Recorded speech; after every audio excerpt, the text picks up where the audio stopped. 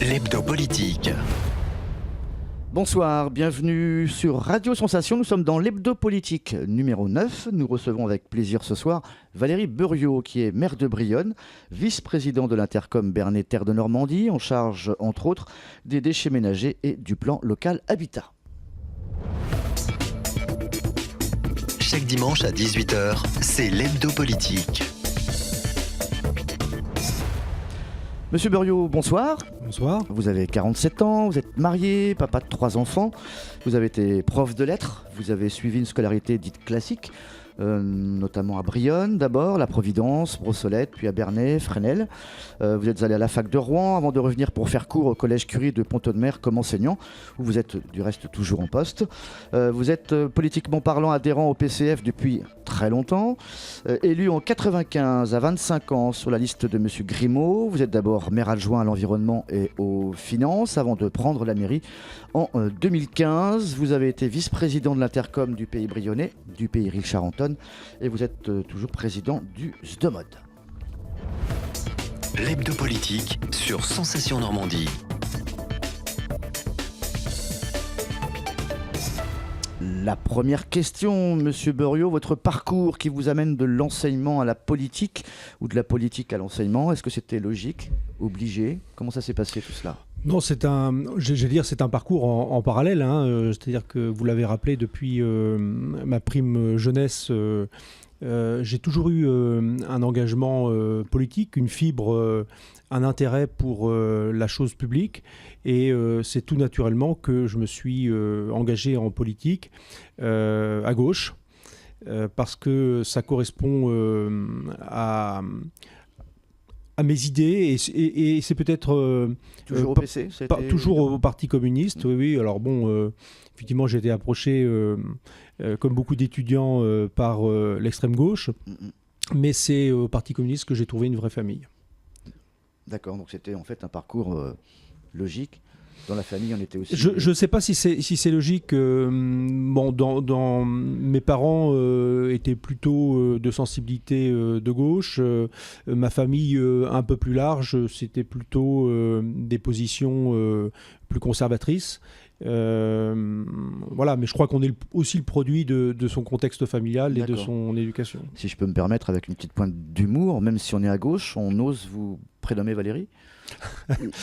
Alors ça c'est effectivement dans la famille, c'est une anecdote qui revient souvent. Non, en fait, mon père voulait m'appeler Georges comme son grand-père, et mes 2 sœurs aînées ont choisi le prénom que je porte aujourd'hui, et je les en remercie très vivement.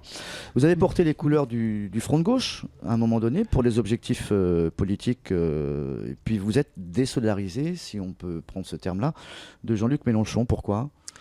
Alors, l'aventure du Front de gauche, elle a commencé en 2010 avec les élections régionales auxquelles j'ai été candidat. Ça a été une aventure assez enthousiasmante. J'ai encore en tête la campagne présidentielle et législative de 2012, où Jean-Luc Mélenchon a été notre brillant candidat. 2017, ça ne s'est pas du tout passé dans les mêmes conditions. Il y a eu de la part de Jean-Luc Mélenchon et de ses amis une défiance vis-à-vis de ses partenaires du Front de gauche. Et je pense que on va dire l'appareil a pris le pas sur les idées. C'est-à-dire que moi, j'ai porté dans la dernière décennie les idées du Front de gauche ou de la gauche radicale dans notre territoire, que ce soit aux élections législatives de 2007 ou de 2012, avant même que Jean-Luc Mélenchon ne quitte le Parti socialiste. Et en 2017, j'ai été véritablement déçu de la tournure que prenait cette campagne, c'est-à-dire qu'il fallait se couler dans le moule qui était imposé par la France insoumise, alors que le Parti communiste est depuis pas mal de temps déjà dans une position à la fois de rassemblement, mais dans le respect des identités, des sensibilités de chacun, qui, à mon sens, font la richesse justement de ce mouvement social que nous voulons élargir.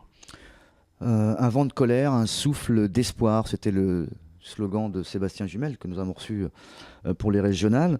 Il était votre porte-drapeau pour cette élection. 2 ans après, Hervé Morin, Sébastien Lecornu, Emmanuel Macron sont aux affaires. Et Jean-Luc Mélenchon a perdu un peu de sa voix. Est-ce qu'on a rangé l'étendard de la révolte? Est-ce qu'on patiente tranquillement là? Écoutez, je ne sais pas si on a rangé l'étendard de la révolte. Je rebondis sur ce qu'a dit récemment Jean-Luc Mélenchon au micro d'un de vos confrères à propos des ordonnances Macron sur le travail en disant que le président avait gagné le point. Moi, je ne pense pas, et le Parti communiste, on ne pense pas que Macron a gagné le point. En tout cas, on ne lui laissera pas. Nous sommes toujours dans une position, évidemment, non seulement de contestation de la politique qui est menée aujourd'hui par le président Macron, sa majorité aussi novice que pléthorique, mais nous sommes aussi dans une logique de proposition. Nous avons des propositions à faire pour que dans ce pays on prenne en compte véritablement ceux qui souffrent au quotidien. Et ce n'est pas simplement les plus démunis d'entre eux, mais c'est également de plus en plus une majorité de nos concitoyens qui ne se retrouvent pas dans le discours du premier de cordée. Je prends l'exemple tout récent donc des ordonnances sur le travail. On le voit bien, le grand patronat, que ce soit la grande distribution avec Pinky du groupe Auchan ou Carrefour, ou bien l'industrie automobile, se sont très vite emparés d'une des mesures prévues dans les ordonnances, qui est la possibilité de rupture conventionnelle collective. Bon, là, on le voit très bien. C'était un vieux rêve du MEDEF qui s'est concrétisé avec ce nouveau gouvernement. Et on va pouvoir licencier, enfin ce sont des permis de licencier sans contrainte, sans la contrainte d'un plan de sauvegarde de l'emploi, sans la contrainte d'un plan de départ volontaire. Certains syndicats n'y sont pas opposés, d'après ce qu'on a compris. Oui, enfin les syndicats réformistes habituels. Non, je pense qu'il y a quand même une prise de conscience, y compris à la CFDT, de la dangerosité de ce type de mesures qui permettent ce sont des licenciements low cost qui permettent de se débarrasser de ces salariés assez massivement sans les contraintes et les garanties du Code du travail.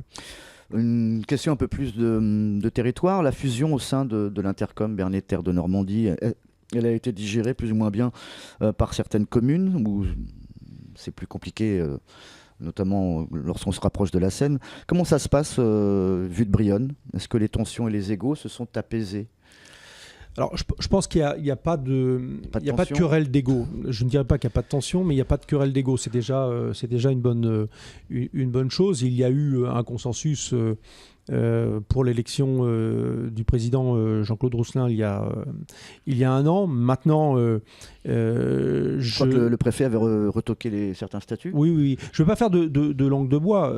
Je crois que, et je l'ai rappelé d'ailleurs devant les maires et devant mes collègues vendredi au vœu de la ville de Brionne, il faut reconnaître que nous avons commis, et je m'inclus évidemment dedans, un certain nombre d'erreurs, de maladresses. Un certain nombre d'élus, conseillers municipaux, adjoints au maire, sont dans une position de défiance vis-à-vis de cette intercommunalité. Je crois que il faut d'abord reconnaître qu'il y a eu du travail qui a été mené pendant cette année 2017, qui est une année de transition, qui va d'ailleurs continuer en 2018. Mais il y a eu un déficit de communication. Et je crois qu'il faut d'abord essayer de réinventer de la démocratie locale, parce qu'évidemment, quand on change d'échelle, comme c'est le cas pour l'Intercom Bernay-Terre de Normandie, un certain nombre de collègues, et je les comprends, se sentent dépossédés de la décision. Donc il faut aller expliquer dans les territoires, comme ça a été fait d'ailleurs après le premier vote des statuts, il faut aller dans les anciens territoires, à la rencontre des élus, des rendez-vous réguliers. Et puis je crois aussi, je l'ai également souligné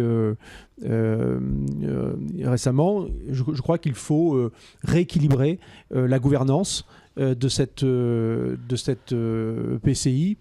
Quand je dis rééquilibrer, c'est-à-dire que le bureau a sans doute pris trop de prérogatives, et je pense que le conseil communautaire, avec les 80 délégués, doit reprendre la main, et je pense que la confiance petit à petit va revenir. Puis je voudrais souligner aussi que nous avons fonctionné pendant près de 6 mois sans directeur général des services, et il y a eu un certain nombre de problèmes organisationnels qui en ont découlé. Et pourtant, il y avait une personne qui était en place et qui faisait très bien le travail. Oui, alors j'ai été de ces élus qui ont défendu l'ancienne directrice générale des services, qui a eu un rôle à la fois ingrat mais passionnant, qui a été de faire cette transition. Je crois que ça fait partie des erreurs ou des maladresses que l'Intercom a commises, de ne pas dire clairement les choses telles qu'elles avaient été décidées. Voilà. Maintenant, je crois qu'il faut regarder devant nous, laisser de côté les regrets et les frustrations. Nous avons un certain nombre de mesures à mettre en place pour regagner la confiance, mais surtout, nous avons devant nous un gros travail qui est le projet politique de cette intercommunalité. Certains de vos collègues disent à mot couvert que Jean-Claude Rousselin serait plus légitime. Est-ce que ça, c'est quelque chose que vous défendez ? Non, moi je ne m'inscris pas du tout dans cette logique. Je fais partie du bureau. Nous avons du travail. Moi je ne cherche pas, je vous le disais, il n'y a pas de querelle d'ego. En tout cas, c'est pas le sentiment que j'ai en étant dans cette intercom.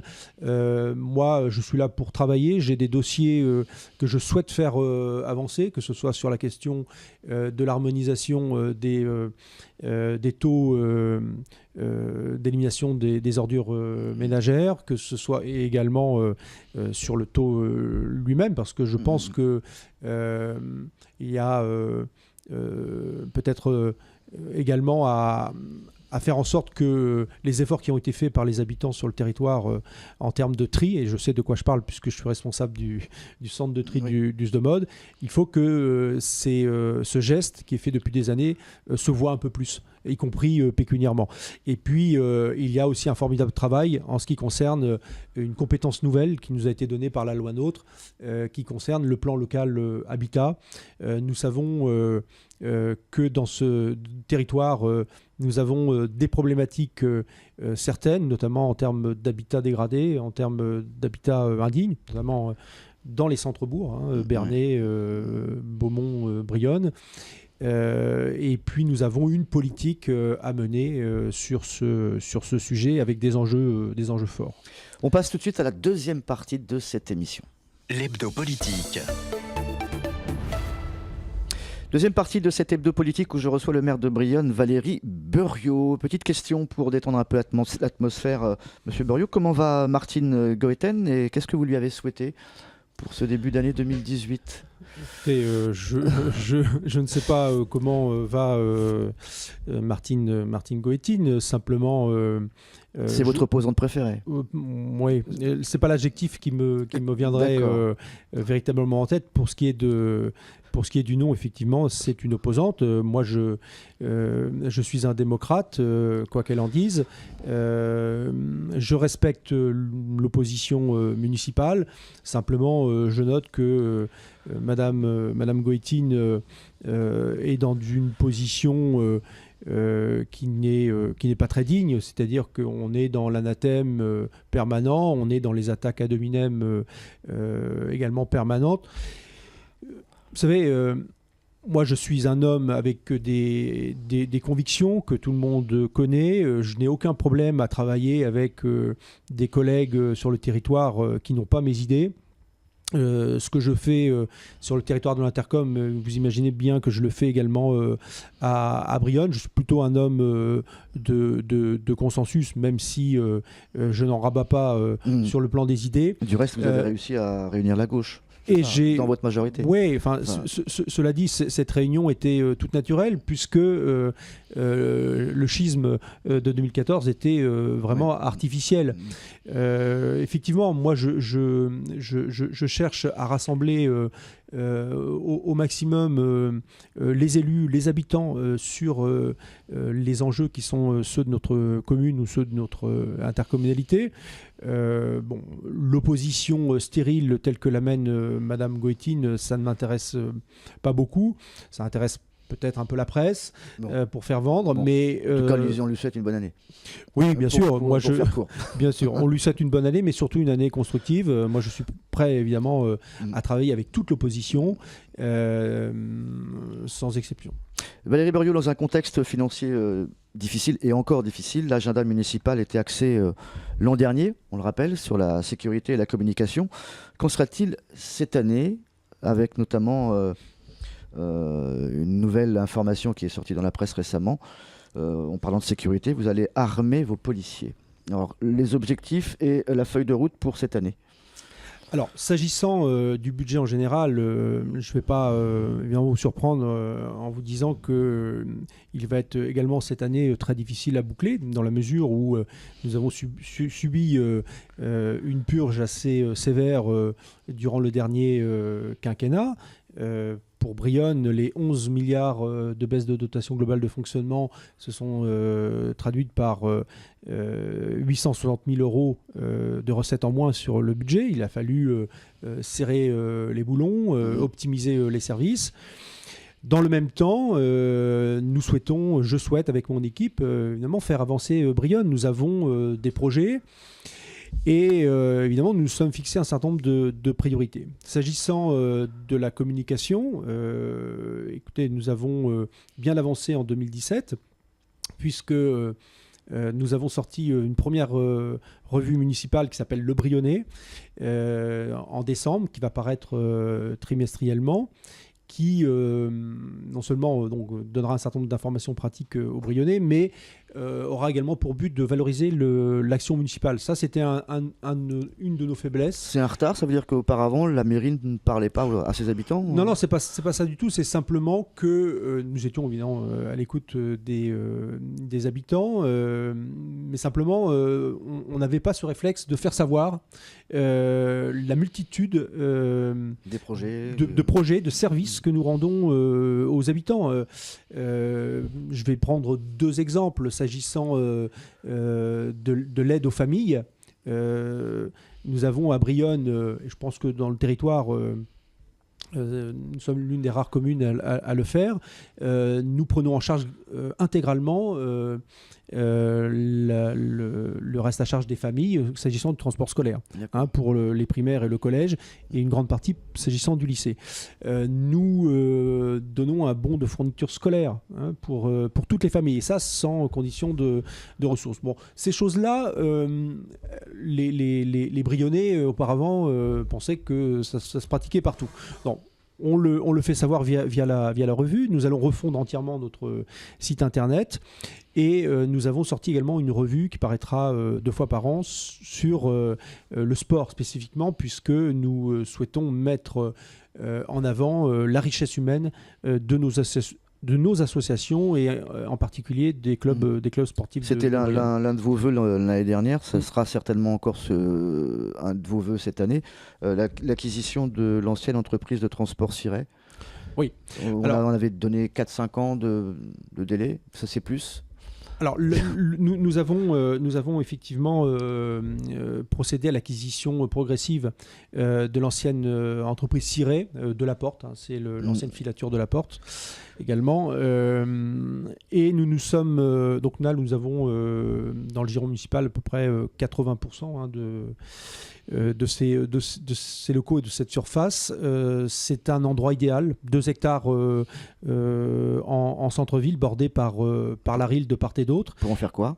Et nous nous sommes inscrits, j'y viens, nous nous sommes inscrits dans un appel à projet qui a été lancé par le CAUE 27, c'est-à-dire le Conseil en architecture, en urbanisme et en environnement de l'Eure, un projet qui s'appelle Vallée Habitée. Ce projet est lui-même la traduction, on va dire, locale d'un appel à manifestation d'intérêt du ministère de l'Environnement qui date de 2015. Et l'objectif de ce projet, Vallée Habitée, c'est de partir d'un constat de déprise à la fois démographique et économique dans les bourgs de fond de vallée, comme à Brionne, comme à Rugles par exemple, et de proposer des solutions innovantes en termes déjà de recherche-action, de matières grises, de façon à faire en sorte que émergent de nouvelles façons d'habiter le territoire dans le cadre de la transition économique et écologique que les gouvernements successifs ont voulu. Donc pour Brionne, c'est un projet sur 3 ans, une étude qui sera financée par le CAUE, par la région et par l'établissement public foncier de Normandie, et également par la ville de Brionne. Une étude qui va associer également les habitants. C'est une démarche qui se veut participative, faire en sorte que les Brionnais puissent s'approprier ce projet, ce processus, cette démarche. C'est-à-dire que vous me posiez la question, que voulez-vous en faire ? Évidemment, on a quelques idées. On peut avoir du mixte habitat et activité économique. Mais tout l'intérêt justement de cette démarche Vallée Habitée, c'est de penser le Brionne 2020-2030 et ne pas avoir une vision à courte vue. C'est un projet véritablement qui a vocation, évidemment, après analyse, après bilan, qui aura vocation à être élargi à l'ensemble de notre territoire. Brionne, c'est aussi son histoire, c'est un peu la mode actuellement où les communes s'accaparent leur patrimoine historique, qu'il soit médiéval ou religieux. Avec l'association Brionne Carrefour d'Histoire, vous avez beaucoup avancé avec un nouveau parcours historique, etc. L'avenir de Brionne passe aussi par son passé, en fait, si je peux prendre l'expression. Écoutez, moi, je pars d'un constat, c'est-à-dire déjà un peu d'introspection. Je fais partie de cette génération qui a véritablement un intérêt pour le passé. Et quand je dis de cette génération, ça ne concerne pas que ma génération, ça concerne, j'allais dire, toutes les générations. On a en France, et c'est heureux, vraiment une appétence pour les reliques du passé. Tout simplement parce que je pense que les gens souhaitent rechercher dans les racines de notre territoire, dans son passé, des raisons de pouvoir continuer d'avancer en l'absence de perspectives politiques comme nous avons depuis quelques années. Alors, sur Brionne, effectivement, nous travaillons de façon étroite avec Brionne Carrefour d'Histoire, l'association, avec l'association des Amis et Monuments et Sites de l'Eure. On rappelle que Brionne est une ville gallo-romaine. Oui, c'est une ville gallo-romaine. Elle est positionnée sur l'itinéraire d'Antonin, qui date du IIIe siècle, également sur la table de Peutinger. Elle s'appelait Breviodurum. Et puis, nous avons une archéologie assez riche, que ce soit l'archéologie médiévale sur la rive droite, et plus récemment l'archéologie antique, gallo-romaine, vous l'avez rappelé. Il y a sur le secteur qui borde le collège et le lycée, il y a eu des fouilles récentes qui ont mis à jour un atelier, on va dire, artisanal de découpe et de peut-être de tannage de peau qui date du IIIe siècle. Nous avons fait l'acquisition également récemment d'une ancienne chapelle, la chapelle Notre-Dame, qui était la chapelle d'un couvent des Augustines des XVIe et XVIIe siècles. Cette chapelle qui a sans doute été, d'après les spécialistes, une église. Elle est d'ailleurs citée dans un document qui date du XIe siècle. Nous souhaitons évidemment, elle n'a jamais fait partie du giron communal public. Nous voulions par cette acquisition la rendre au Brionnais et nous avons des projets de valorisation à la fois historique et touristique. Alors, c'est encore un peu embryonnaire, mais il y a autour de cette église l'histoire d'un miracle de Saint-Nicolas qui serait la relation, l'une des premières relations d'un miracle du saint en Occident. Donc, il y a matière à faire. Juste avant de clôturer, vous avez re-signé une licence football vétéran ou pas cette année? Écoutez, non, à mon grand regret, ça fait 2 ans que je ne joue plus au football, sauf évidemment à la PlayStation avec mon fils, et qui me bat à plat de couture maintenant. Et je dis bien un regret parce que effectivement. Mais le foot à Brionnais va bien. Le foot va mieux. Va mieux à Brionnais. D'accord. Voilà. Écoutez, merci en tout cas à Valérie Burieux d'avoir accepté notre invitation. Merci à vous. On espère vous revoir très vite. On vous souhaite le meilleur pour la suite de vos aventures politiques, familiales, etc. Vous allez pouvoir retrouver cet hebdo politique en podcast, son et vidéo sur notre site www.radiosensation.fr. Bonsoir. Chaque dimanche à 18h, c'est l'hebdo politique.